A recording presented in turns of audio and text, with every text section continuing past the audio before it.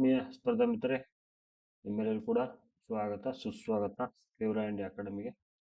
ನಾನು ಸಿದ್ದು ಭಾರತ್. ನಿಮ್ಮೆಲ್ಲರೂ ಕೂಡ ಮುಂಜಾನೆಯ ಶುಭಾಶಯಗಳು. Good morning behind your desires clever India. ಏನು ಇವತ್ತಿನ ಒಂದು ಕ್ಲಾಸ್ನ ಪ್ರಾಮುಖ್ಯತೆ ಏನಂದ್ರೆ, ನಮ್ಮ ಅಸಿಸ್ಟೆಂಟ್ ಪ್ರೊಫೆಸರ್ ಸಂಬಂಧಿಸಿದಂತೆ GK ಪೇಪರ್ ಸಂಬಂಧಿಸಿದಂತೆ ಕೆಲವು ಯಾವ ಸೋರ್ಸ್ಗಳು ಓದ್ಕೋಬೇಕು, ಏನು ಮಾಡಬೇಕು ಅಂತ ತುಂಬಾ ಜನ ಕೇಳ್ತಾ ಇದ್ರು. ಹಾಗಾಗಿ GKಗೆ ಸಂಬಂಧಿಸಿದಂತ ಒಂದು ಪ್ರಮುಖ ಸೋರ್ಸ್ ಯಾವುದಿದೆ ಅಂತ ನೋಡೋದಾದ್ರೆ, ನಾವು ಆರಂಭಿಕವಾಗಿರ್ತಕ್ಕಂಥ ಹಂತದಲ್ಲಿ ಏನು ಪ್ರಮುಖವಾಗಿ ಮೂಲ ಸೋರ್ಸ್ ಯಾವುದು ಅಂತ ಹೇಳ್ತಾರೆ. ಅಂತ ಒಂದು ಕಂಟೆಂಟ್ ನೋಡೋದಾದ್ರೆ ನಾವು ಸ್ಕೂಲ್ ಬುಕ್ ಕೂಡ ನಮಗೆ ಅತ್ಯುತ್ತಮವಾಗಿರ್ತಕ್ಕಂಥ ಒಂದು ಏನು ಕಂಟೆಂಟ್ ಅನ್ಬಹುದು. ಯಾಕಂದ್ರೆ ಹೆಚ್ಚಿನ ಒಂದು ಪರೀಕ್ಷೆಗಳಲ್ಲಿ KA ಕೂಡ ಸುಮಾರು 70% ಆಧಾರದ ಮೇಲೆ ಈ ಸ್ಕೂಲ್ ಬುಕ್ಗಳನ್ನು ಅದು ಬಳಸ್ತಕ್ಕಂಥ ವಿಚಾರಗಳನ್ನು ನಾವು ಹಲವು ಎಕ್ಸಾಮ್ಗಳಲ್ಲಿ ಕಂಡಿದ್ದೇವೆ. ಹಾಗಾಗಿ ಈ ಒಂದಿನ ಸ್ಕೂಲ್ ಬುಕ್ಸ್ಗಳ ಮಹತ್ವ ಏನು, ಮತ್ತೆ ಅವುಗಳನ್ನು ಯಾಕೆ ಓದಬೇಕು, ಅದರ ಒಂದು ಪ್ರಮುಖ ವಿಚಾರಗಳನ್ನ ಈ ಒಂದು ಕ್ಲಾಸ್ನಲ್ಲಿ ತಿಳ್ಕೊಳ್ಳೋಣ. ಮತ್ತೆ ನಮ್ಮ ಒಂದು GK ಪೇಪರ್ಗೆ ಎಲ್ಲಿಂದ ಹೆಚ್ಚು ಪ್ರಶ್ನೆಗಳನ್ನು ಕೇಳಬಹುದು, ಮತ್ತೆ ಅದರ ಒಂದು ಮಹತ್ವ ಏನು, ಈ ಸ್ಕೂಲ್ಗಳ ಮಹತ್ವ ಏನು ಅನ್ನೋದನ್ನ ಇಲ್ಲಿ ನೋಡೋಣ. ವಿಶೇಷವಾಗಿ ನಾವು ಈ ಸ್ಕೂಲ್ ಬುಕ್ಗಳಲ್ಲಿ ಏನದು ಅಧಿಕೃತ ಮಾಹಿತಿಗಳನ್ನ ನಾವು ಪಡೆದುಕೊಳ್ತೀವಿ. ಯಾಕಂದ್ರೆ ನಾವು ಏನಾದ್ರೂ ಒಂದು ತಪ್ಪು ಇನ್ಫಾರ್ಮೇಶನ್ಗಳನ್ನ ಅಥವಾ ಬೇರೆ ಏನಾದ್ರೂ ಮಾಹಿತಿಗಳನ್ನ KU ಕೂಡ ರಾಂಗ್ ಆಗಿ ಕೊಟ್ರೆ, ಇವುಗಳನ್ನ ನಾವು ಏನ್ ಮಾಡಬಹುದು ಅಂದ್ರೆ ಪೂರಕವಾಗಿರ್ತಕ್ಕಂಥ ರಿವೈಸ್ ಕೀ ಆನ್ಸರ್ ಕೊಡ್ತಿರ್ತಿಲ್ಲ, ರಿವೈಸ್ ಕೀ ಆನ್ಸರ್ಗೆ ಅದಕ್ಕೆ ಅಥೆಂಟಿಕ್ ಮಾಹಿತಿಗಳನ್ನಾಗಿ ನಾವು ಈ ಸ್ಕೂಲ್ ಬುಕ್ಗಳ ಇರ್ತಕ್ಕಂಥ ಕಂಟೆಂಟ್ ಅನ್ನು ಒದಗಿಸಬಹುದು. ಮೊದಲೇದಾಗಿರ್ತಕ್ಕಂಥ ವಿಚಾರ. ತದನಂತರ ನಮಗೆ ಇದು ಸ್ಕೂಲ್ ಬುಕ್ಗಳು ಏನಂದ್ರೆ ಇವು easy to understand. Important thing ಏನಂದ್ರೆ ನೋಡಿ, ಇವೆಲ್ಲ ಕೂಡ ನಮ್ಗೆ ಏನಂದ್ರೆ ಈಸಿ ಟು ಅಂಡರ್ಸ್ಟ್ಯಾಂಡ್.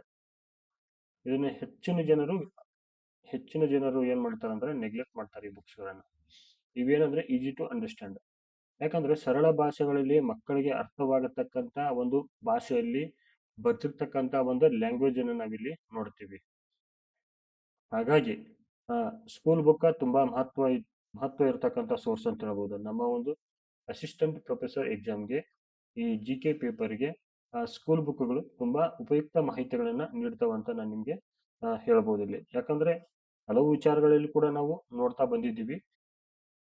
ಹೆಚ್ಚಾನೆಚ್ಚು ಪ್ರಶ್ನೆಗಳನ್ನ ನಾವು ಸ್ಕೂಲ್ ಬುಕ್ಗಳಿಂದ ತೆಗೆದುಕೊಂಡಿರ್ತಕ್ಕಂಥ ವಿಚಾರಗಳನ್ನ ನಾವು ನೋಡ್ತಾ ಇದ್ದೀವಿ. ನೋಡೋಣ ಈ ಒಂದು ಕ್ಲಾಸ್ನಲ್ಲಿ ವಿಶೇಷವಾಗಿ ಸಮಾಜ ವಿಜ್ಞಾನ ಪತ್ರಿಕೆ ಸಮಾಜ ವಿಜ್ಞಾನದ ಪುಸ್ತಕದ ಸಿಕ್ಸ್ ಸ್ಟ್ಯಾಂಡರ್ಡ್ ನಲ್ಲಿ ಇರ್ತಕ್ಕಂಥ ಒಂದು ಕೆಲವು ಮಾಹಿತಿಗಳನ್ನ ಮಾತ್ರ ನಿಮ್ಗೆ ಸೋರ್ಸ್ ಆಗಿ ತೋರಿಸ್ತಾ ಇದ್ದೀನಿ. ನಾನು ಇಲ್ಲಿ ಪಾಠ ಮಾಡ್ತಿಲ್ಲ. ಈ ತರ ಕಂಟೆಂಟ್ ನಮ್ಗೆ ಇಲ್ಲಿ ಸಿಗುತ್ತಾ, ಇವುಗಳನ್ನು ಓದ್ಕೊಡ್ರಿ ಅಂತ ನಿಮ್ಗೆ ಹೇಳ್ತಾ ಇದ್ದೀನಿ.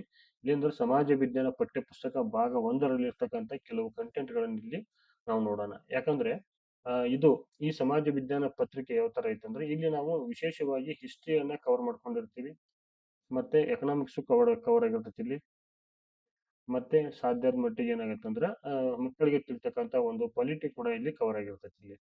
ಹೌದಾ? ಇದ್ರ ಜೊತೆ ನೋಡ್ಬೇಕಾದ್ರೆ ನಾವು ಇಲ್ಲಿ ಬಿಸ್ನೆಸ್ ಸ್ಟಡಿ ಕೂಡ ಇಲ್ಲಿ ಕವರ್ ಆಗಿರ್ತೈತಿ ಇಲ್ಲಿ ಇಂಡೈರೆಕ್ಟ್ ಆಗಿ. ಸೊ ಕೆಲವು ಹಿಸ್ಟ್ರಿ, ಎಕನಾಮಿಕ್ಸ್ ಮತ್ತೆ ಇನ್ನೂ ಪ್ರಮುಖ ವಿಚಾರ ಏನಂದ್ರೆ ಇಲ್ಲಿ ಒಂದು ಏನಂದ್ರೆ ನಾವು ಜಿಯೋಗ್ರಫಿ ಕೂಡ ಕವರ್ ಆಗಿರ್ತಕ್ಕಂಥ ಒಂದು ಮಾಹಿತಿಗಳನ್ನ ನೋಡ್ತೀವಿ. ಚಿಕ್ಕದಾಗಿರ್ತಕ್ಕಂಥ ಮೂರ್ತಿ ಚಿಕ್ಕದಾಗಿರೋ ಕೀರ್ತಿ ದೊಡ್ಡದೆಂಬಂತೆ ವಿಚಾರಗಳನ್ನ ಈ ಸಮಾಜ ವಿಜ್ಞಾನ ಪುಸ್ತಕದಿಂದ ನಾವು ಕಾಣ್ತೀವಿ. ಆರಂಭಿಕವಾಗಿ ನಾವು ಈ ಒಂದು ಸಿಕ್ಸ್ ಸ್ಟ್ಯಾಂಡರ್ಡ್ ನಲ್ಲಿ ಇರ್ತಕ್ಕಂಥ ಕಂಟೆಂಟ್ ಅಲ್ಲಿ ನೋಡೋದಾದ್ರೆ ಟಾಪಿಕ್ 1 ಅಲ್ಲಿ ಇರ್ತಕ್ಕಂಥ ಕಂಟೆಂಟ್ ನೋಡೋಣ. ಏನ್ ಕೊಟ್ಟಾರ ಅಂದ್ರೆ, ಆರಂಭಿಕವಾಗಿರ್ತಕ್ಕಂಥ ಸಮಾಜ ಯಾವ ತರ ಬೆಳವಣಿಗೆ ಹೊಂದಿತು, ಇತಿಹಾಸ ಯಾವ ತರ ಕಾಲಘಟ್ಟಗಳಲ್ಲಿ ಅಧಿಕೃತವಾಗಿ ತನ್ನನ್ನು ತಾನು ವರ್ಗೀಕರಿಸಿಕೊಳ್ಳುತ್ತಾ ಅಭಿವೃದ್ಧಿ ಹಂತಗಳನ್ನು ಯಾವ ತರ ದಾಟಿ ಬಂದನ್ನ ಇಲ್ಲಿ ಪ್ರಮುಖವಾದ ಮಾಹಿತಿಗಳನ್ನ ನಾವಿಲ್ಲಿ ಥಿಂಕ್ ಮಾಡೋಣ. ಸಾಮಾನ್ಯವಾಗಿ ಇತಿಹಾಸವನ್ನು 3 ಪ್ರಧಾನ ಕಾಲಗಳಾಗಿ ವರ್ಗೀಕರಿಸಿದ್ದನ್ನು ಕೂಡ ನಾವಿಲ್ಲಿ ನೋಡ್ತಾ ಬರ್ತೀವಿ. 3 ಪ್ರಧಾನ ಕಾಲಗಳನ್ನಾಗಿ. ಸೊ ಮೊದಲಿಗೆ ನಾವು ನೋಡ್ತೇವೆ ಇಲ್ಲಿ ಪ್ರಾಗೈತಿಕ ಇತಿಹಾಸ ಕಾಲ, ಪ್ರೀ ಹಿಸ್ಟಾರಿಕ್ ಪೀರಿಯಡ್ ಅಂತ ಕರೀತಾರೆ. ಈ ಪ್ರೀ ಹಿಸ್ಟಾರಿಕ್ ಕಾಲದ ನಂತರ ನಾವು ನೋಡ್ತೀವಿ ಪೂರ್ವಭಾವಿ ಇತಿಹಾಸ ಕಾಲ, ಪ್ರೋಟೋ ಹಿಸ್ಟೋರಿಕ್ ಪೀರಿಯಡ್, ಆಮೇಲೆ ಇತಿಹಾಸ ಕಾಲ ಅಂದ್ರೆ ಹಿಸ್ಟಾರಿಕ್ ಪೀರಿಯಡ್. ಸೊ ಈ 3 ಕಾಲಗಳನ್ನ ನಾವಿಲ್ಲಿ ಪ್ರಮುಖವಾಗಿ ಕಾಣ್ತೀವಿ. ಇದು ವಿಶೇಷವಾಗಿ ನಮ್ಮ ಹಿಸ್ಟ್ರಿ ಆಪ್ಷನಲ್ ಸಬ್ಜೆಕ್ಟ್ ಯಾರು ಓದ್ತಾ ಇದಾರಲ್ಲ ಅವರಿಗೆ ತುಂಬಾ ಉಪಯುಕ್ತ ಆಗಿರ್ತಕ್ಕಂಥ ಮಾಹಿತಿ ಇದು. ಮತ್ತೆ ಅದ್ರ ಜೊತೆ ಈ 6th ಸ್ಟ್ಯಾಂಡರ್ಡ್ ನಮ್ಮ ಜಿಕೆಗೂ ಕೂಡ ಆ, ತುಂಬಾ ಉಪಯುಕ್ತ ಆಗಿರ್ತಕ್ಕಂಥ ಮಾಹಿತಿಗಳನ್ನ ನಾವಿಲ್ಲಿ ಕಾಣ್ತೀವಿ. ಮಾನವರ ಇತಿಹಾಸದಲ್ಲಿ ಪ್ರಾಗೈತಿಕ ಕಾಲವೇ ಶೇಕಡ 99ರಷ್ಟು ಏನು ಕಾಲಾವಧಿ ಒಳಗೊಂಡಿದೆ. ಆದ್ರೆ ಏನಂದ್ರೆ ಇಲ್ಲಿ ಈ ಕಾಲದ ಒಂದು ಕುರಿತು ಅಧ್ಯಯನ ಮಾಡಲು ಬೇಕಾಗಿರ್ತಕ್ಕಂಥ ಆಧಾರಗಳು ಬಹಳವಾಗಿರ್ತಕ್ಕಂಥ ವಿರಳವಾಗಿರ್ತಕ್ಕಂಥ ಒಂದು ಸನ್ನಿವೇಶವನ್ನು ನೋಡ್ತೀವಿ. ಆದ್ದರಿಂದ ಇತಿಹಾಸದಲ್ಲಿ ಪ್ರಾಗೈತಿಹಾಸಕ್ಕೆ ಕೊಟ್ಟಿರುವ ಸ್ಥಳಾವಕಾಶವು ಕೂಡ ಕಡಿಮೆಯಾಗಿದೆ. ಹಾಗೆ ಇಲ್ಲಿ ಏನಂದ್ರೆ ಈ ಮೇಲಿನ 3 ಕಾಲಗಳನ್ನು ವರ್ಗೀಕರಿಸಲು ನಾವು ವಿಶೇಷವಾಗಿ ಬಳಸಿರ್ತಕ್ಕ ಮಾನದಂಡ ಯಾವುದಂದ್ರೆ ಅಕ್ಷರ ಜ್ಞಾನ. ನೋಡಿ, ಇತಿಹಾಸದಲ್ಲಿ ಬಹಳ ಮುಖ್ಯ ಏನಂದ್ರೆ ಅಕ್ಷರ ಜ್ಞಾನ ಬಹಳ ಮುಖ್ಯ ಆಗುತ್ತೆ. ಅದರ ಒಂದು ಆಧಾರದ ಮೇಲೆ ಇತಿಹಾಸವನ್ನ ನಾವು 3 ಕಾಲಘಟ್ಟಗಳನ್ನಾಗಿ ವರ್ಗೀಕರಿಸಿದ ಒಂದು ವಿಚಾರವನ್ನ ಇಲ್ಲಿ ನಾವು ಕಾಣ್ತೀವಿ. ನೆಕ್ಸ್ಟ್ ಏನಂದ್ರೆ ಇತಿಹಾಸ ಮತ್ತು ಕಥೆಗೆ ಇರ್ತಕ್ಕಂಥ ವ್ಯತ್ಯಾಸವೇನು, ಅದರ ಗಮನವೇನು ನೋಡೋದಾದ್ರೆ, ಕತೆ ಏನ್ ಹೇಳುತ್ತಂದ್ರೆ ಒಂದಾನೊಂದು ಕಾಲದಲ್ಲಿ ಒಂದಾನೊಂದು ಊರಿನಲ್ಲಿ ಒಬ್ಬ ರಾಜನಿದ್ದ, ಅವನೊಂದೊಂದು ಯುದ್ಧ ಮಾಡಿದ ಅಂತ. ಅಂದ್ರೆ ಇತಿಹಾಸವನ್ನ ಕಥೆ ರೂಪದಲ್ಲಿ ಹೇಳಬಾರ್ದು. ಇತಿಹಾಸಕ್ಕೆ ತನ್ನದೇ ಆದ ಒಂದು ಏನು ಮಹತ್ವ ಐತೆ ಅನ್ನೋದನ್ನ ನಾವಿಲ್ಲಿ ಕಾಣ್ತೀವಿ. ಇಲ್ಲಿ ಡಿಫ್ರೆನ್ಸ್ ನೋಡ್ತೀವಿ. ಹಾಗಾದ್ರೆ ವಾಟ್ ಈಸ್ ದ ಹಿಸ್ಟ್ರಿ? ಇಲ್ಲಿ ಹೇಳ್ತಾರೆ ಅವರು, ಸಾಮಾನ್ಯ ಶಕ ಪೂರ್ವ ಇತಿಹಾಸದಲ್ಲಿ 261ರಲ್ಲಿ ಪಾಟಲಿಪುತ್ರದಲ್ಲಿ ಆಳುತ್ತಿದ್ದ ಅಶೋಕನೆಂಬ ರಾಜನು ಕಳಿಂಗ ರಾಜ್ಯದ ಮೇಲೆ ಯುದ್ಧ ಮಾಡಿದ ಅಂತ ಹೇಳ್ತಾರೆ. ನೋಡಿ, ಕಥೆಗೂ ಇತಿಹಾಸಕ್ಕೆ ಅಂದ್ರೆ ಕತೆಗೆ ಯಾವುದೇ ಒಂದು ತಳ ಬುಡ ಇರಲ್ಲ. ಸೊ ಕಾಮನ್ ಆಗಿ ಹೇಳ್ತಾ ಹೋಗ್ಬೋದು. ಆದ್ರೆ ಇತಿಹಾಸದಲ್ಲಿ ಆಗಲ್ಲ. ಇತಿಹಾಸಕ್ಕೆ ಪ್ರಮುಖವಾಗಿ ನಾವು ಕಾಲಗಣನೆಗೆ ಹೆಚ್ಚಿನ ಆದ್ಯತೆಯನ್ನು ನೀಡ್ತೀವಿ. ಇಲ್ಲಿ ಏನು ಇತಿಹಾಸ ಅಂದರೆ ಏನಂದ್ರೆ ವಿಶೇಷವಾಗಿ ಕಾಲಗಣನೆ ಇಲ್ಲದ ಇತಿಹಾಸವನ್ನು ನಾವು ಕತೆ, ಪುರಾಣ, ಕಾದಂಬರಿ ಅಂತ ಹೇಳ್ಕೊಂಡು ಹೋಗ್ಬೋದು. ಹಾಗಾಗಿ ಇಲ್ಲಿರ್ತಕ್ಕಂಥ ಪ್ರಮುಖ ವ್ಯತ್ಯಾಸವನ್ನು ತಿಳ್ಕೋದಾದ್ರೆ ನಾವು ಇತಿಹಾಸಕ್ಕೆ ತನ್ನದೇ ಆದ ಮಹತ್ವ ಹೊಂದಿದ್ದು, ಇತಿಹಾಸವು ಯಾವತ್ತು ಕಾಲಗಣನೆ ಮೇಲೆ ಆಧಾರ ನಿಂದಿರುತ್ತೆ. ಮತ್ತೆ ಅಲ್ಲಿರ್ತಕ್ಕಂಥ ಅಕ್ಷರ ಜ್ಞಾನದ ಮೇಲೆ ಇತಿಹಾಸವು ತನ್ನ ಒಂದು ಸವಾರಿ ಮಾಡುತ್ತಂತ ಹೇಳ್ಬಹುದು. ಇಲ್ಲಿ ನೋಡಿ, ಸಾಕಷ್ಟು ಬಾರಿ ಕಳಿಂಗ ಯುದ್ಧ ಯಾವಾಗಾಯ್ತು ಅಂತ ಕೇಳಿದಾರೆ. ಇಲ್ಲಿ ಕಳಿಂಗ ಯುದ್ಧ ಯಾವಾಗಾಯ್ತು ಅಂತ ಕೇಳಿದ್ರು. ಅದೆರಡು ನೋಡ್ರಿ, ಅಧಿಕೃತವಾಗಿ ಮಾಹಿತಿಯನ್ನು ಕೂಡ ನೋಡ್ತೀವಿ. 261 BC ಅಂದ್ರೆ ಸಾಮಾನ್ಯ ಶಕ ಪೂರ್ವ. ಎಲ್ಲಿ ನಡೀತೆ ಅಂತ ಹೇಳ್ಬೋದು. ಇದು ಕಳಿಂಗದ ಒಂದು ಒರಿಷಾ. ಇಲ್ಲಿ ನೋಡಬಹುದು ನೀವು ಯಾರು ಮಾಡಿದ್ರಂತ, ಅಶೋಕ ಮಹಾರಾಜ. ಯಾರ ವಿರುದ್ಧ? ಕಳಿಂಗದ ರಾಜನ ವಿರುದ್ಧ. ನೆಕ್ಸ್ಟ್ ನೋಡೋಣ. ಇಲ್ಲಿ ಹೇಳ್ತಾರೆ ಅವರು, ಇತಿಹಾಸವನ್ನು ಹೇಗೆ ರಚಿಸಬೇಕು ಎಂಬುದನ್ನು ಮೊಟ್ಟ ಮೊದಲಿಗೆ ತೋರಿಸಿಕೊಟ್ಟವರು ಯಾರಂದ್ರೆ ಗ್ರೀಕ್ ದೇಶದ ಹೆರೋಡೋಟಸ್ ಅಂತಾರೆ. ಆದ್ದರಿಂದ ಅವರನ್ನು ಇತಿಹಾಸದ ಪಿತಾಮಹ ಎಂದು ಕರೆಯಲಾಗುತ್ತದೆ. ಚಿತ್ರದಲ್ಲಿ ಕಾಣಬಹುದು ಇತಿಹಾಸದ ಒಂದು ಪಿತಾಮಹ ಯಾರು, ಹೆರೋಡೋಟಸ್ ನನ್ನ ಕಾಣಬಹುದು. ನಿಮ್ಗೆ ಇದನ್ನ ಸಾಕಷ್ಟು ಬಾರಿ ನಾವು ಬೇರೆ ಬೇರೆ KA ನಡೆಸಿರ್ತಕ್ಕಂಥ ಪರೀಕ್ಷೆಗಳಲ್ಲಿ ಕೂಡ ನಾವು ಕಾಣ್ತಾ ಬಂದಿದ್ವಿ. ಇತಿಹಾಸದ ಪಿತಾಮಹ ಯಾರು? Who was the father of the history? That is called as Herodotus. He belongs to the Greek nation. ಇವನು ಭಾರತದ ಕುರಿತಾಗಿ ತನ್ನ ಒಂದು ಏನದು ಕೃತಿಗಳಲ್ಲಿ ಕೂಡ ಹಲವಾರು ಮಾಹಿತಿಗಳನ್ನ ನೀಡಿದ್ದಾನೆ. ಅವನು ಭಾರತಕ್ಕೆ ಬರದೇ ಇದ್ರು ಕೂಡ ಭಾರತಕ್ಕೆ ಸಂಬಂಧಿಸಿದಂತೆ ಏಷ್ಯಾದ ವಿಷಯಗಳಿಗೆ ಸಂಬಂಧಿಸಿದಂತೆ ಹಲವು ಮಾಹಿತಿಗಳನ್ನ ತನ್ನ ಒಂದು ಕೃತಿಗಳಲ್ಲಿ ಕಂಡಿರ್ತಕ್ಕಂಥ ವಿಚಾರವನ್ನು ಕೂಡ ನಾವಿಲ್ಲಿ ನೋಡ್ತೀವಿ. ಇನ್ನ ಇತಿಹಾಸಕ್ಕೆ ಸಂಬಂಧಿಸಿದಂತೆ ಆಧಾರಗಳಲ್ಲಿ ನಾವು ಮೊದಲಿದಾಗಿ ನೋಡೋದಾದ್ರೆ ಪುರಾತತ್ವ ಆಧಾರಗಳನ್ನು ನೋಡ್ತಾ ಇದ್ದೀವಿ. ಈ ಪುರಾತತ್ವ ಆಧಾರಗಳಲ್ಲಿ ಸ್ಮಾರಕಗಳನ್ನ ನೋಡ್ತಾ ಇದ್ದೀವಿ. ಆಮೇಲೆ ನಾಣ್ಯಗಳನ್ನ ಕಾಣ್ತೀವಿ. ಅದರೊಂದಿಗೆ ಶಾಸನಗಳನ್ನು ಕಾಣ್ತೀವಿ. ಇನ್ನ ಇತರ ಅವಶೇಷಗಳನ್ನು ಕಾಣ್ತೀವಿ. ಇಲ್ಲಿ ನೋಡಬಹುದು ನೀವು ಒಂದು ಸಾಂಚಿಯ ಸ್ತೂಪವನ್ನು ಕೂಡ ಕಾಣ್ತೀರಿ. ನೀವು ಇಲ್ಲಿ ಕೆಲವು ನಾಣ್ಯಗಳು ಮತ್ತು ಶಾಸನಗಳನ್ನು ಕೂಡ ಕಾಣ್ತೀರಿ. ಹಾಗಾಗಿ ಸ್ಮಾರಕ, ನಾಣ್ಯ ಮತ್ತು ಶಾಸನಗಳು ಇತಿಹಾಸಕ್ಕೆ ಒಂದು ಪ್ರಮುಖ ಆಧಾರ ಅಂತ ನಾವಿಲ್ಲಿ ಕಾಣಬಹುದು. ನೆಕ್ಸ್ಟ್ ನೋಡೋದಾದ್ರೆ ಸಾಹಿತ್ಯಿಕ ಆಧಾರಗಳನ್ನು ನೋಡ್ತೀವಿ. ಈ ಸಾಹಿತ್ಯಿಕ ಆಧಾರವನ್ನ ಮೊದಲು 2 ಭಾಗಗಳನ್ನಾಗಿ ನಾವು ವಿಂಗಡಣೆ ಮಾಡ್ತೀವಿ. ಒಂದು ಲಿಖಿತ ಆಧಾರ ಮತ್ತು ಇನ್ನೊಂದು ಮೌಖಿಕ ಸಾಹಿತ್ಯ. ಸೊ ಈ ಲಿಖಿತ ಆಧಾರದಲ್ಲಿ ನಾವು ದೇಶೀಯ ಸಾಹಿತ್ಯವನ್ನು ಕಾಣ್ತೀವಿ.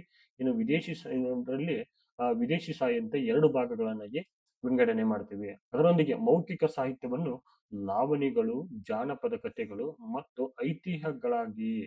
ಸೊ ಮೌಖಿಕ ಅಂದ್ರೆ ಬಾಯಿಂದ ಬಂದಿರತಕ್ಕಂತ ಜನಪದರು ಮಾತನಾಡತಕ್ಕಂತ ಒಂದು ಸಾಹಿತ್ಯವನ್ನ ಮೌಖಿಕ ಸಾಹಿತ್ಯ ಎಂದು, ಈ ಲಾವಣಿ ಪದಗಳ ಮೂಲಕ, ಜಾನಪದ ಕಥೆಗಳ ಮೂಲಕ ಮತ್ತು ಐತಿಹಾಸಿಕ ಆಚರಣೆಗಳ ಮೂಲಕ ನಾವ್ ಏನ್ ಮಾಡ್ತಾ ಇದೀವಿ ಅಂದ್ರೆ ಇತಿಹಾಸವನ್ನು ಆಧಾರವನ್ನಾಗಿ ಪರಿಗಣನೆ ಮಾಡ್ತಾ ಇದ್ವಿ. ಇನ್ನು ದೇಶೀಯ ಸಾಹಿತ್ಯ ಅಂದ್ರೆ ಭಾರತದಲ್ಲಿರ್ತಕ್ಕಂಥ ರಚನೆ ಆಗಿರ್ತಕ್ಕಂಥ ಪ್ರಮುಖ ಸಾಹಿತ್ಯ ಕೃತಿಗಳನ್ನ ಉದಾಹರಣೆಯಾಗಿ ನೋಡೋದಾದ್ರೆ ನಾವು ಈ ಚಂದ್ರಗುಪ್ತ ಮೌರ್ಯನ ಕುರಿತಾಗಿ ಮತ್ತು ಮೌರ್ಯ ಇತಿಹಾಸಕ್ಕೆ ಸಂಬಂಧಪಟ್ಟಂತೆ ತಿಳಿಸ್ತಕ್ಕಂಥ ಹಲವು ಕೃತಿಗಳನ್ನು ಕೂಡ ನಾವಿಲ್ಲಿ ಕಾಣ್ತಾ ಬಂದೀವಿ.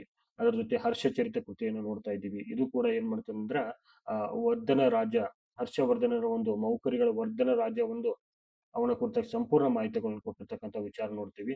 ಇನ್ನು ವಿದೇಶಿ ಸಾಹಿತ್ಯದಲ್ಲಿ ನಾವು ಹುಯೆನ್ ಸ್ಟಾಂಗ್ನ ಒಂದು ಸಿಯುಕಿ ಕೃತಿಯನ್ನು ಕೂಡ ಕಾಣ್ತೀವಿ. ಈ ಸಿಯುಕಿ ಕೃತಿ ಕಾಣ್ತೀವಿ. ಈ ಸಿಯುಕಿ ಕೃತಿಯಲ್ಲಿ ನಾವು ಏನ್ ಕಾಣ್ತೀವಿ ಅಂದ್ರೆ ನರ್ಮದಾ ನದಿಯ ಕದನ ಕುರಿತಾಗಿ ನಾವು ಕಾಣ್ತೀವಿ. ನರ್ಮದಾ ನದಿ ಕದನದಲ್ಲಿ ಈ ನರ್ಮದಾ ನದಿ ಕದನದಲ್ಲಿ ಏನಾಗುತ್ತಂದ್ರೆ ನರ್ಮದಾ ನದಿ ಕದನದಲ್ಲಿ ಕೆಲವು ವಿಚಾರಗಳಿಗೆ ಏನು ಇದು ಒಂದು ಏನದು ಥರ್ಡ್ ಅಂಪೈರ್ ಆಗಿ ಕೆಲಸ ಮಾಡುತ್ತಿದ್ದು, ಏನು ಥರ್ಡ್ ಅಂಪೈರ್ ಆಗಿ ಕೆಲಸ ಮಾಡುತ್ತಿದ್ದು ಥರ್ಡ್ ಅಂಪೈರ್ ಆಗಿ. ಏನಕ್ಕಂದ್ರೆ ಈ ನರ್ಮದಾ ನದಿ ಕದನದಲ್ಲಿ ಹರ್ಷ ಚರಿತ್ರದಲ್ಲಿ ಏನಾಗತ್ತಂದ್ರ ಹರ್ಷ ಚರಿತ್ರದಲ್ಲಿ ಹರ್ಷ ಗೆದ್ದ ಅಂತ ಹೇಳ್ತಾರೆ ಇಲ್ಲಿ. ಇನ್ನೊಂದು ನಾವಿನ್ನೊಂದು ಶಾಸನದಲ್ಲಿ ನೋಡಬೇಕಾದ್ರೆ ಐಹೊಳೆಯ ರವಿಕೀರ್ತಿ ಶಾಸನದಲ್ಲಿ ರವಿಕೇಶರಿ ಶಾಲಿ 2ನೇ ಪುಲಿಕೇಶಿ ಗೆದ್ದ ಅಂತ ಹೇಳ್ತೀವಿ.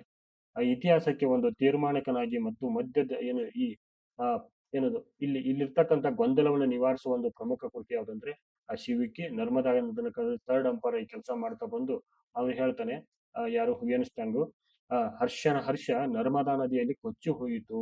ಹಾಗಾಗಿ ನಾವು ಶಿವಿಕೆಯನ್ನ ಪ್ರಮುಖ ಆಧಾರ ಗ್ರಂಥವನ್ನಾಗಿ ಮತ್ತು ವಿದೇಶಿ ಸಾಹಿತ್ಯವನ್ನಾಗಿ ಈ ನರ್ಮದಾ ನದಿಯ ಕದನದ ಉಲ್ಲೇಖವನ್ನು ನಾವಿಲ್ಲಿ ಕಾಣೋದ್ರೊಂದಿಗೆ ನೋಡ್ತೀವಿ. ಸೊ ಇಷ್ಟು ಸಾಹಿತ್ಯಕ ಆಧಾರಗಳನ್ನು ನೋಡ್ತೀವಿ. ಇನ್ನು ಕಾಲಗಣದಲ್ಲಿ ಕೆಲವು ವಿಚಾರಗಳನ್ನು ನೋಡೋದಾದ್ರೆ ಶಕೆಗಳನ್ನು ಕಾಣ್ತಾ ಬರ್ತೀವಿ. ಒಂದು ಈ ಶಾಲಿವಾಹನ ಶಕೆ ನೋಡ್ತಾ ಇದ್ದೀವಿ, ಗುಪ್ತ ಶಕೆ ನೋಡ್ತಾ ಇದ್ದೀವಿ, ವಿಕ್ರಮ ಶಕೆ, ಹಿಜರಾ ಶಕೆ. ಸೊ ಇಷ್ಟು ಶಕೆಗಳಲ್ಲಿ ಭಾರತದ ಒಂದು ಕಾಲಗಣನೆ ಇತಿಹಾಸ ಕೂಡ ನಾವಿಲ್ಲಿ ಕಾಣ್ತೀವಿ. ಆದ್ರೆ ಪ್ರಸ್ತುತದಲ್ಲಿ ನಾವು ಸಾಮಾನ್ಯ ಶಕ ಒಂದು ಎಂಬ ಪದಗಳನ್ನ ಬಳಸ್ತಕ್ಕಂಥ ವಿಚಾರಗಳನ್ನ ನಾವು ಕಾಣ್ತೀವಿ. ಯಾಕಂದ್ರೆ ಕ್ರಿಸ್ತ ಪೂರ್ವ ಕ್ರಿಸ್ತ ಶಕ ಅನ್ನೋದು ಒಂದು ಧಾರ್ಮಿಕವಾಗಿರ್ತಕ್ಕಂಥ ವಿಚಾರಗಳನ್ನ ಪ್ರತಿನಿಧಿ ಮಾಡ್ತಿತ್ತು. ಹಾಗಾಗಿ ಒಂದು ಇತ್ತೀಚಿನ ದಿನಗಳಲ್ಲಿ ಈಗ ಸಾಮಾನ್ಯ ಶಕ ಎಂಬ ಪದವನ್ನ ಬಳಸಿಕೆ ಮಾಡ್ತಕ್ಕಂಥ ನಾವು ನೋಡ್ತೀವಿ. ಒಂದು ಶತಮಾನವೆಂದರೆ 100 ವರ್ಷಗಳು. ನಾವು ಸಾಮಾನ್ಯ ಶಕ 21ನೇ ಶತಮಾನದಲ್ಲಿ ಬದುಕ್ತಾ ಇದ್ದೀವಿ. ಅಂದ್ರೆ ಸಾಮಾನ್ಯ ಶಕ 2000ದಿಂದ 2100ರ ಅವಧಿಯಲ್ಲಿ ನಾವು ಇವಾಗ 21ನೇ ಶತಮಾನದ ಅವಧಿ ಎಷ್ಟಂದ್ರೆ 2001ರಿಂದ 2100ರ ಅವಧಿ. ಇದನ್ನ ನಾವು ಏನಂತ ಕರಿತಾ ಇದೀವಿ ಅಂದ್ರೆ 21ನೇ ಶತಮಾನ ಅಂತ ಕರಿತಾ ಇದೀವಿ ನಾವು. 21ನೇ ಶತಮಾನ, ಹೌದಾ? ನೋಡಿ, ಒಂದು ಶತಮಾನ ಅಂದ್ರೆ ಎಷ್ಟು? 100 ವರ್ಷಗಳು. ಇಲ್ಲಿ ನೋಡಿ, ಈ ಕಾಲಘಟ್ಟಗಳನ್ನ ನೋಡೋದಾದ್ರೆ ನಾವು ಆರಂಭಿಕ ಸಮಾಜ, ನಿಮ್ಗೆ ಇದ್ರ ಪದಸ್ಯ ಅರ್ಥಗಳನ್ನು ನೋಡ್ಕೋದಾದ್ರೆ ನಾವಿಲ್ಲಿ ಅಕ್ಷರವೇ ಪರಿಚಯ ಇಲ್ಲದ ಕಾಲಘಟ್ಟವನ್ನ ನಾವು ಪ್ರಾಗೈತಿಹಾಸಿಕ ಕಾಲ ಎಂದು ಕರೆಯುತ್ತೇವೆ. ಉದಾಹರಣೆಗೆ ಇಲ್ಲಿ ನಾವು ಶಿಲಾಯುಗಗಳನ್ನು ನೋಡ್ತೀವಿ. ಹಳೆಯ ಶಿಲಾಯುಗ, ಮಧ್ಯಶಿಲಾಯುಗ, ನೂತನ ಶಿಲಾಯುಗ, ಹೀಗೆ 3 ಯುಗಗಳನ್ನು ಕಾಣ್ತೀವಿ ಇಲ್ಲಿ. ಯಾವುದೊಂದು ಕಾಲದಲ್ಲಿ ಅಕ್ಷರಗಳ ತಿಳುವಳಿಕೆ ಇದ್ದು ಅವುಗಳನ್ನು ಇಂದು ಓದಲು ಸಾಧ್ಯವಾಗಿಲ್ಲದಿದ್ದರೆ ಅಂತ ಕಾಲಘಟ್ಟವನ್ನ ಪೂರ್ವಭಾವಿ ಇತಿಹಾಸ ಕಾಲ ಅಂತ ಕರಿತೀವಿ. ಇದಕ್ಕೆ ಉದಾಹರಣೆಗೆ ನಾವು ಹರಪ್ಪದ ಒಂದು ಈ ನಾಗರಿಕತೆಯ ಕಾಲದಲ್ಲಿರ್ತಕ್ಕಂಥ ಲಿಪಿಯನ್ನು ಕಾಣ್ತೀವಿ. ಅಲ್ಲಿ ಕಾಂತಕ ಒಂದು ಚಿತ್ರಲಿಪಿ ಮತ್ತು ಇಲ್ಲಿವರೆಗೂ ಕೂಡ ನಾವು ಹರಪ್ಪದ ನಾಗರಿಕತೆಯ ಒಂದು ಬರವಣಿಗೆ ಕೂಡ ಓದಕ್ಕಾಗ್ತಿಲ್ಲ. ಅಲ್ಲಿ ನಾವು ಕೆಲವು ಹಾಗಾಗಿ ಏನದು ಚಿತ್ರಲಿಪಿ ಪಿಕ್ಟೋಗ್ರಾಫಿಕ್ ಲಿಪಿ ಏನಿದೆಲ್ಲ ಪಿಕ್ಟೋಗ್ರಾಫಿಕ್. ಸೊ ಅಂತ ಕಾಲಘಟ್ಟವನ್ನು ನಾವಿಲ್ಲಿ ಹರಪ್ಪ ಕಾಲದಲ್ಲಿ ನೋಡ್ತೀವಿ. ಇನ್ನು ಯಾವ ಕಾಲಘಟ್ಟದಲ್ಲಿ ಅಕ್ಷರ ಪರಿಚಯವಿರುವುದೋ ಮತ್ತು ಆ ಅಕ್ಷರಗಳನ್ನು ಇಂದು ಓದಲಾಗುವುದು ಆ ಕಾಲವನ್ನು ಇತಿಹಾಸ ಕಾಲ ಎಂದು ಕರೆಯಲಾಗುವುದು. ನೋಡಿ, ಈ 6th ಸ್ಟ್ಯಾಂಡರ್ಡ್ ಬುಕ್ ಅಲ್ಲಿ ಸಂಪೂರ್ಣವಾಗಿ ಮಕ್ಕಳಿಗೆ ತಿಳಿತಕ್ಕಂಥ ಮಾಹಿತಿಯನ್ನು ಕೊಟ್ಟಾರ. ಇದರ ಅದ್ಭುತವಾಗಿರ್ತಕ್ಕಂಥ ಕಂಟೆಂಟ್ ಅನ್ನು ನೀವು ತೆಗೆದುಕೊಂಡು ಓದಿದಾದ್ರ ನಮ್ಮ ಅಸಿಸ್ಟೆಂಟ್ ಪ್ರೊಫೆಸರ್ ಎಕ್ಸಾಮ್ಗೆ ತುಂಬಾ ಹೆಲ್ಪ್ಫುಲ್ ಆಗುತ್ತೆ. ಮತ್ ನೋಡಿ, ಇನ್ನೊಂದು ಅನೌನ್ಸ್ಮೆಂಟ್ ಅಂದ್ರೆ ಈ ಜಿಕೆ ಮಾರ್ಗದರ್ಶಿ ಕೋರ್ಸ್ ತುಂಬಾ ಅದ್ಭುತವಾಗಿ ಮೂಡಿ ಬರ್ತಾ ಇದೆ. ಬಟ್ ನಮ್ಗೆ ಇಲ್ಲಿ ಇದೇನು ಅಂತಾರಲ್ಲ, ಕೆಲವು ತಾಂತ್ರಿಕ ಕಾರಣಗಳಿಂದಾಗಿ ಕೆಲವು ಸಮಸ್ಯೆಗಳು ಉದ್ಭವಿಸ್ತಿದ್ದು, ಹಾಗಾಗಿ ಅವುಗಳನ್ನ ಸಂಪೂರ್ಣವಾಗಿರ್ತಕ್ಕಂಥ ಒಂದು ಅವುಗಳಿಗೆ ಏನದು ಮುಕ್ತಿ ಕೊಟ್ಟು ಇಂದಿನಿಂದ ಈ ಕೋರ್ಸ್ನ ಒಂದು ಮತ್ತೊಂದು ಸಲ ಲಾಂಚ್ ಮಾಡಿಕೊಂಡು ಪ್ರಮುಖವಾಗಿರ್ತಕ್ಕಂಥ ಸ್ಟ್ರಾಟಜಿಗಳನ್ನು ಬಳಸ್ಕೊಂಡು ಕನ್ನಡ ಮತ್ತು ಇಂಗ್ಲಿಷ್ ಮೀಡಿಯಂ ಅಲ್ಲಿ ಕೂಡ ಪ್ರತಿದಿನ ಮಾರ್ನಿಂಗ್ 8 ಗಂಟೆ ಒಳಗಾಗಿ ನಾವೇನ್ PDF ಹಾಕ್ತಿವಿ. ಈ PDF ಮೂಲಕ ನೀವು ಏನ್ ಮಾಡಬಹುದು ಅಂದ್ರೆ ದೈನಂದಿನ ಏನ್ ಮಾಡೋದಂದ್ರೆ ಕ್ವಿಜ್ಗಳನ್ನ ಅಟೆಂಡ್ ಮಾಡ್ಕೊಂಡು ತಮ್ಮ ಒಂದು ಸರಳ ಮತ್ತು AP ಎಕ್ಸಾಮ್ ನಲ್ಲಿ ಇರ್ತಕ್ಕಂಥ GK ನ ಭಾಗದಲ್ಲಿ GK ಭಾಗದಲ್ಲಿ ಅತಿ ಹೆಚ್ಚಿನ ಅಂಕಗಳನ್ನ ಒಂದು 30+ ಅಂಕಗಳನ್ನ ಗಳಿಸುವ ಒಂದು ಏನು ಹೆಚ್ಚಿನ ಮಾರ್ಗದರ್ಶನ ಕೂಡ ನಾವಿಲ್ಲಿ ಮಾಡ್ತಾ ಇದ್ದೀವಿ. ಇದರ ಒಂದು ಪ್ರಯೋಜನ ಪಡ್ಕೊಡ್ರಿ. ಇನ್ನು ನೀವು ಅಡ್ಮಿಷನ್ ಓಪನ್ ಇದೆ, 860186 299 ಈ ನಂಬರ್ ಕಾಲ್ ಮಾಡ್ಕೊಂಡು ಅಡ್ಮಿಷನ್ ಆಗ್ರಿ ನೋಡು. ಇನ್ನು ನೋಡೋದಾದ್ರೆ ಜೀವ ವಿಕಾಸದ ಹಾದಿಯಲ್ಲಿ ಮೊದಲಿಗೆ ನಾವು ಏಕಕೋಶಗಳು ಜೀವಿಗಳು ಮತ್ತು ನಂತರ ಮೃದಂಗಿಗಳು, ಮೀನು, ಸಸ್ಯ, ಕೀಟ, ಹೀಗೆ ಮಾನವನ ಒಂದು ಬೆಳೆದೇನದು ಈ ಜೀವ ವಿಕಾಸದ ಒಂದು ದ್ವಿಪದಿಗಳ ಕಾಲ ನೋಡೋದಂದ್ರಿಗೆ ಇಷ್ಟು ಪ್ರಮುಖವಾದ ಹಂತಗಳನ್ನು ನೋಡ್ತೀವಿ.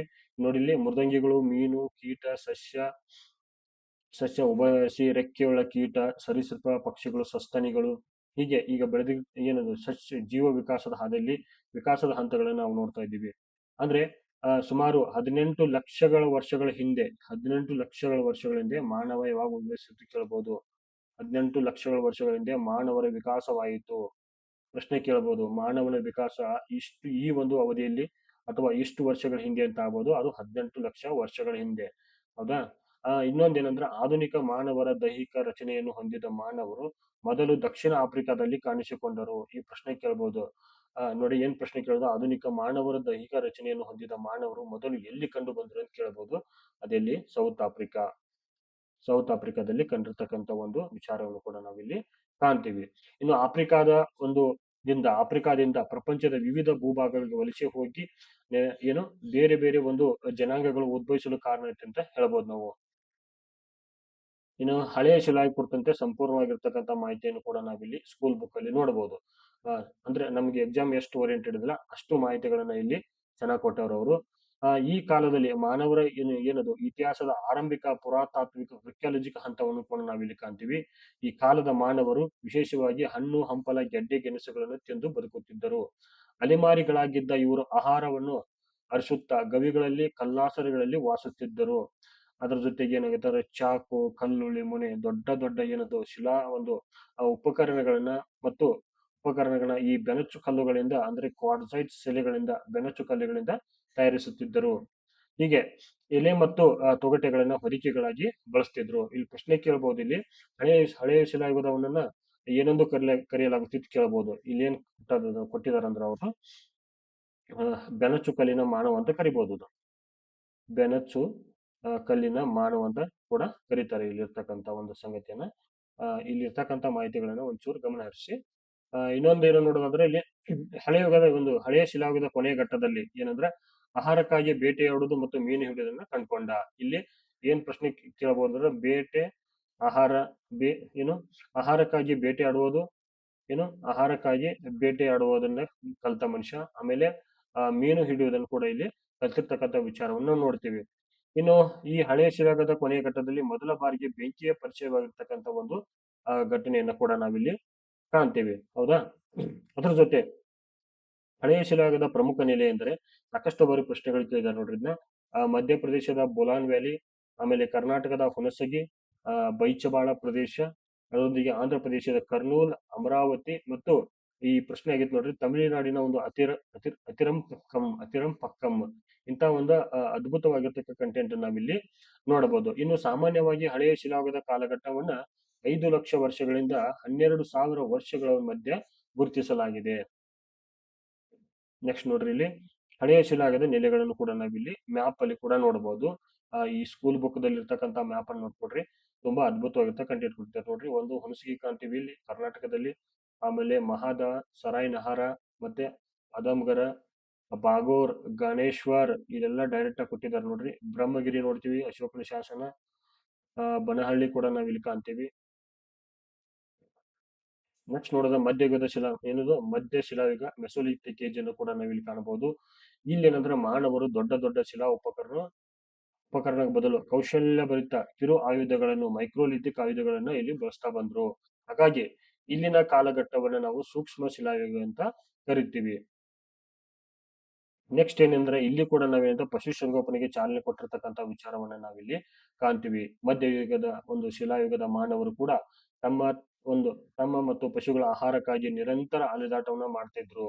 ಸೊ ಬಿಡುವಿನ ವೇಳೆಯಲ್ಲಿ ಬಿಟ್ಟ ಸ್ಥಳ ಕಲ್ಲಾಸರೆಗಳ ಮೇಲೆ ಚಿತ್ರಗಳನ್ನು ಬಿಡಿಸ್ತಿದ್ರು. ಇಲ್ಲಿಂದ ಸ್ಟಾರ್ಟ್ ಆಯ್ತು ನೋಡ್ರಿ. ಇದು ಏನದು ಮನುಷ್ಯ ಒಂದು ಚಿತ್ರ ಬಿಡಿಸುವ ಒಂದು ಒಂದು ಚಿತ್ರಗಳ ರಚನೆ ಯಾವಾಗ ಸ್ಟಾರ್ಟ್ ಆಗುತ್ತೆ ಅಂದ್ರೆ ಇಲ್ಲಿ ಮಧ್ಯ ಶಿಲಾಯುಗದಿಂದ ಸ್ಟಾರ್ಟ್ ಆಯ್ತು. ಇನ್ನು ವಿಶೇಷವಾಗಿ ಈ ಪ್ರಾಣಿಗಳ ಚರ್ಮಗಳನ್ನ ತಮ್ಮ ಹೊದಿಕೆಗಳಾಗಿ ಬಳಸ್ತಾ ಇದ್ರು. ಬೆಂಕಿಯ ಪರಿಚಯ ಕೂಡ ಇವರಿಗೂ ಚೆನ್ನಾಗಿ ಗೊತ್ತಿತ್ತು.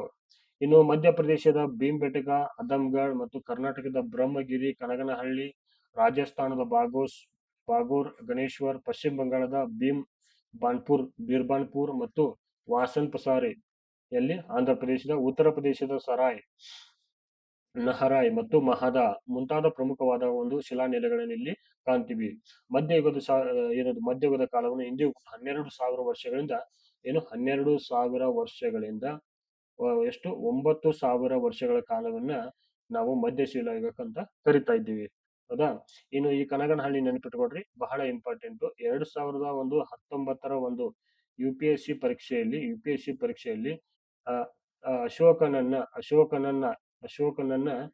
ಅಶೋಕನನ್ನ ರ್ಯಾನ್ನೋ ಅಶೋಕ ಎಂದು ಉಲ್ಲೇಖಿಸಲಾಗಿತ್ತು. ಈ ಪ್ರಶ್ನೆಯನ್ನ ಕೇಳಿದ್ರು ಅವರು. ಪ್ರಶ್ನೆ ಏನು ಕೇಳಿದ್ರಂದ್ರ, ಭಾರತದ ಈ ಕೆಳಗಿನ ಯಾವ ಶಾಸನದಲ್ಲಿ ಅಶೋಕನನ್ನು ರ್ಯಾನ್ನೋ ಅಶೋಕ ಎಂದು ಉಲ್ಲೇಖಿಸಲಾಗಿದೆ ಅಂತ ಕೇಳಿದ್ರು. ರ್ಯಾನ್ನೋ ಅಶೋಕ ಉಲ್ಲೇಖಿಸಿದ ಯಾವ್ದಾದ್ರು ಕನಗನಹಳ್ಳಿ ಶಾಸನ. ಇದೆಲ್ಲಿ ಕಂಡು ಬರ್ತದೆ ಅಂದ್ರೆ ಕಲಬುರಗಿ ಜಿಲ್ಲೆಯಲ್ಲಿ ಕಂಡು ಬರ್ತಿದೆ.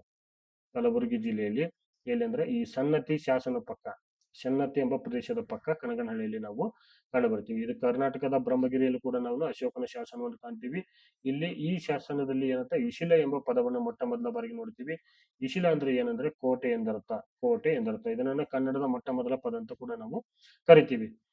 ನೆಕ್ಸ್ಟ್ ಇಲ್ಲಿ ಕೂಡ ನಾವು ಶಿಲಾಯುಗದ ಶಿಲಾಯುಗದ ಶಾಸನ ಕೂಡ ನೆಲೆಗಳನ್ನು ಕೂಡ ನೋಡ್ತಾ ಇದ್ದೀವಿ ಇಲ್ಲಿ ಚಿತ್ರದಲ್ಲಿ. ನೆಕ್ಸ್ಟ್ ಕೊನೆಯದಾಗಿ ನವಶಿಲಾಯುಗದ ಕುರಿತಾಗಿ ಕೆಲವು ನೋಡೋಣ. ಮಧ್ಯಯುಗದ ಶಿಲಾಯುಗದ ಮಾನವರು ಪಶುಪಾಲಕರಾದ್ರಿಂದ ಅವರಿಗೆ ಏನಾಗುತ್ತೆ ಅಂದ್ರೆ ಪಶುಗಳಿಗೆ ಮತ್ತು ಆಹಾರದ ಒಂದು ಅಭಾವ ಸೃಷ್ಟಿ ಆಯ್ತು.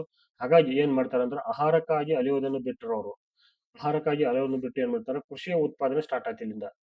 ಕೃಷಿಯ ಬೆಳವಣಿಗೆ ಸ್ಟಾರ್ಟ್ ಆಯ್ತು ಇಲ್ಲಿಂದ. ಆಮೇಲೆ ನದಿ ತೀರಗಳಲ್ಲಿ ಫಲವತ್ತಾದ ಮೆಕ್ಕಲು ಮಣ್ಣಿನಲ್ಲಿ ಕೃಷಿಯನ್ನು ಆರಂಭಿಸಿದ್ರು. ಹೀಗೆ ಇದು ನವಶಿಲಾಯುಗದ ಮನುಷ್ಯ ಧಾನ್ಯ ಮತ್ತು ಅವರ ಒಂದು ಪಶುಗಳಿಗೆ ಮೇವನ್ನು ಪೂರೈಸ್ತಕ್ಕಂಥ ವ್ಯವಸ್ಥೆಯನ್ನು ಮಾಡ್ಕೊಂಡ. ಸೊ ಇಷ್ಟು ಪ್ರಮುಖವಾದ ವಿಚಾರಗಳನ್ನ ನಾವಿಲ್ಲಿ ಕಾಣ್ತೀವಿ. ಇದಕ್ಕೆ ಒಂದು ಉದಾಹರಣೆ ಪಾಕಿಸ್ತಾನದ ಒಂದು ಮೆಹರ್ಗಢ. ಇದು ಆಲ್ರೆಡಿ ಪ್ರಶ್ನೆ ಆಗಿತ್ತು ನೋಡಿ. ಪಾಕಿಸ್ತಾನದ ಮೆಹರ್ಗಢ ಇದು ಒಂದು ಪ್ರಶ್ನೆ ಆಗಿತ್ತು. ಇದು ಮೆಹರ್ಗಢ ಎಲ್ಲಿ ಕಂಡು ಬರ್ತಿದ್ದು? ಪಾಕಿಸ್ತಾನ. ಆರಂಭಿಕ ಕೃಷಿಯ ಒಂದು ಭಾರತದ ಉಪಖಂಡದಲ್ಲಿ ಕೃಷಿಯ ಒಂದು ಆರಂಭಿಕ ಕುರುಹುಗಳನ್ನ ಇಲ್ಲಿ ನೋಡುತ್ತೀವಿ. ಕೃಷಿಯ ಆರಂಭಿಕ ಕುರುಹುಗಳನ್ನ ಇಲ್ಲಿ ನಾವು ಕಾಣ್ತೀವಿ. ನೆನಪಿಟ್ಕೊಡ್ರಿ, ಮೆಹರ್ಗಢ. ಇನ್ನೋಡ್ರಿ, ಇಲ್ಲಿ ಪ್ರಮುಖವಾಗಿರ್ತಕ್ಕಂಥ ವಿಚಾರ ಅಂದ್ರೆ ಇಲ್ಲಿ ಇಟ್ಟಿಗೆಗಳಿಂದ ಮನೆಗಳನ್ನು ನಿರ್ಮಾಣ ಮಾಡಕ್ ಸ್ಟಾರ್ಟ್ ಮಾಡ್ಕೊಂಡ. ಇಲ್ಲಿ ನವಶಿಲಾಯುಗದಲ್ಲಿ ಕಾಶ್ಮೀರದ ಒಂದು ಬುರ್ಜೋಮ್ ಪ್ರದೇಶದಲ್ಲಿ ಜನರು ನೆಲದೊಳಗೆ ಗುಹೆಗಳನ್ನು ನಿರ್ಮಿಸಿಕೊಂಡ್ರು. ಇವಕ್ಕೇನಂತ ಪಿಟ್ ಡ್ವೆಲ್ಸ್ ಅಂತ ನೋಡ್ರಿ. ಪಿಟ್ ಡ್ವೆಲ್ಸ್ ಏನದು? ನೆಲದೊಳಗೆ ಗುಹೆಗಳನ್ನು ಮಾಡ್ಕೊಂಡ್ರಿ. ಇಲ್ಲಿದು ಕಾಶ್ಮೀರದ ಬುರ್ಜೋಮ್. ಈ ಸಾಕಷ್ಟು ಸಲ ಈ KSET ನೆಟ್ ಹಿಸ್ಟ್ರಿಯಲ್ಲಿ ಕೂಡ ಪ್ರಶ್ನೆ ಆಗಿದ್ದು ಬುರ್ಜೋಮ್ದು ಪಿಟ್ ಡ್ವೆಲ್ಸ್, ನೆಲದೊಳಗೆ ಇರತಕ್ಕಂಥ ಗುಹೆಗಳನ್ನು ನಾವಿಲ್ಲಿ ಕಾಣ್ತೀವಿ. ಇನ್ನು ಧಾನ್ಯಗಳನ್ನ ಸಂಗ್ರಹಿಸುವ ಸಮಸ್ಯೆ ಎದುರಾದಾಗ ಅಲ್ಲಿ ಏನ್ ಮಾಡ್ತಿದ್ರೆ ಕೈಯಿಂದ ಮಾಡಿದ ಮಣ್ಣಿನ ಮಡಿಕೆಗಳನ್ನ ಮಾಡುವ ಒಂದು ವಿಧಾನವನ್ನು ಕಂಡುಕೊಂಡ್ರು. ಅದ್ರ ಜೊತೆ ಏನ್ ಮಾಡತ್ತಂದ್ರ ಆರಂಭಿಕವಾಗಿರ್ತಕ್ಕಂಥ ಈ ಕಾಲದಲ್ಲಿ ಆರಂಭಿಕ ಶೈಲಿಗಳ ಒಂದು ಬೆಳವಣಿಗೆ ಆಧರಿಸಿದಂತ ವಿಚಾರವನ್ನು ನೋಡ್ತಾ ಇದೀವಿ. ಇನ್ನು ಮಡಿಕೆ ಮಾಡತಕ್ಕಂಥ ಚಕ್ರದ ಒಂದು ಗುಣಾತ್ಮಕ ಮತ್ತು ವೈವಿಧ್ಯವಾದ ರಚನೆಯನ್ನು ಕೂಡ ನಾವಿಲ್ಲಿ ಕಾಣ್ತೀವಿ. ಸೊ ಇನ್ನು ಕರ್ನಾಟಕದ ಒಂದು ಬಳ್ಳಾರಿ ಸಮೀಪ ಸಂಗನಕಲ್ಲು ಪ್ರಮುಖವಾಗಿರ್ತಕ್ಕಂಥ ಒಂದು ಆಯುಧ ಉತ್ಪಾದನಾ ಒಂದು ನೆಲೆಯಾಗಿತ್ತು. ಇಲ್ಲಿ ವಿಶೇಷವಾಗಿ ಕೈಗೊಡಲಿ ಮತ್ತು ಮೂಳೆಗಳಿಂದ ತಯಾರಿಸಿದ ಆಯುಧಗಳನ್ನು ಬಳಸಲಾಗಿತ್ತು. ಕರ್ನಾಟಕದ ಒಂದು ಬನಹಳ್ಳಿ, ಬ್ರಹ್ಮಗಿರಿ ಮತ್ತು ಬೂದಿಯಾಳ್, ಹಳ್ಳೂರ್, ಪಿಕ್ಲಿಯಾಳ್, ಟಿ ನರಸೀಪುರ, ಉತ್ನೂರು, ಬಿಹಾರದ ಒಂದು ಚಿರಾಂಡ್ ಮುಂತಾದ ಕಡೆಗಳಲ್ಲಿ ನವಶಿಲಾಯುಗದ ನೆಲೆಗಳನ್ನು ನಾವು ಕಾಣ್ತೀವಿ. ಈ ಚಿರಾಂಡ್ ಕೂಡ ಒಂದ್ಸಲ ನಮ್ಗೆ ಇದು KPSC ಪ್ರಶ್ನೆ ಆಗಿದ್ದು, ನೆನ್ಪಿಟ್ಕೊಡ್ರಿ, KPSC ಪ್ರಶ್ನೆ ಆಗಿತ್ತು. ಇನ್ನು ವಿಶೇಷವಾಗಿ ಈ ಪಿಕ್ಲಿಹಾಳು, ಟಿ ನರಸೀಪುರ ಮತ್ತು ಬನಹಳ್ಳಿ, ಬ್ರಹ್ಮಗಿರಿ, ಬೂದಿಹಾಳ್ ಇವೆಲ್ಲಾ ಸ್ಥಳಗಳನ್ನು ಕೂಡ ನಾವು ಕರ್ನಾಟಕದಲ್ಲಿ ಕಾಣ್ತೀವಿ. ಈ ಒಂದು ಕಾಲಘಟ್ಟವನ್ನ 9,000ದಿಂದ 5,000 BC ಕಾಲದ ಮಧ್ಯ ಕಾಲವನ್ನು ನಾವಿಲ್ಲಿ ನವಶಿಲಾಯುಗ ಅಂತ ಕರಿತೀವಿ. ಎಷ್ಟು ಇವತ್ತಿನ ಒಂದು ಈ 6th ಸ್ಟ್ಯಾಂಡರ್ಡ್ ಬುಕ್ ನಲ್ಲಿ ಇರ್ತಕ್ಕಂಥ ಒಂದು ಪ್ರಮುಖ ಮಾಹಿತಿಗಳನ್ನ ನಿಮ್ ಜೊತೆ ಹಂಚ್ಕೊಂಡಿದ್ದೀನಿ. ಮುಂದಿನ ಒಂದು ವಿಡಿಯೋಗಳಲ್ಲಿ ಕೂಡ ಕೆಲವು ಮಾಹಿತಿಗಳನ್ನು ಹಂಚ್ಕೋತೀನಿ. ಮತ್ತೆ ನಮ್ಮ GK ಕೋರ್ಸ್ನ ಒಂದು ಮಾರ್ಗದರ್ಶಿ ಕೋರ್ಸ್ನ ಇನ್ನು ಯಾರು ಅಡ್ಮಿಷನ್ ಒಂದು ಪ್ರಯೋಜನ ಪಡ್ಕೊಡ್ರಿ. ನಿಮ್ಮ GK ತಯಾರಿ ಹಂತವನ್ನ ಮತ್ತಷ್ಟು ಬಲಪಡಿಸ್ಕೊಡ್ರಿ. ಮತ್ತೆ ಸ್ಕೂಲ್ ಬುಕ್ನವನ್ನ ಹೆಚ್ಚಿನಾಗಿ ಓದ್ಕೊಡ್ರಿ. ಅಲ್ಲಿಂದ ಪ್ರಶ್ನೆಗಳು ಜಾಸ್ತಿ ಕೇಳ್ತೇವೆ. ಹಾಗಾಗಿ ಈ ಒಂದು ವಿಡಿಯೋ ಮಾಡಿದ್ದೀನಿ ನಾನು. ಇದರ ಮುಂದಿನ ವಾರದ ಭಾಗವನ್ನು ಮತ್ತೊಂದು ವಿಡಿಯೋದಲ್ಲಿ ನೋಡೋಣ. ಈ ಒಂದು ವಿಡಿಯೋ ನೋಡಿದಕ್ಕಾಗಿ ನಿಮ್ಮೆಲ್ಲರೂ ಕೂಡ ಧನ್ಯವಾದಗಳು. ನಮ್ಮ ಚಾನಲ್ ಅನ್ನ ಸಬ್ಸ್ಕ್ರೈಬ್ ಮಾಡಿಕೊಂಡಕ್ಕಾಗಿ ನಿಮಗೆ ಎಲ್ಲರೂ ಕೂಡ ಒಂದು ಥ್ಯಾಂಕ್ಸ್ ಹೇಳಕ್ ಇಷ್ಟಪಡ್ತೀನಿ. ಮತ್ತೆ ಸಿಗೋಣ. ಜೈ ಹಿಂದ್, ಜೈ ಕರ್ನಾಟಕ. ಬಾಯ್ ಬಾಯ್.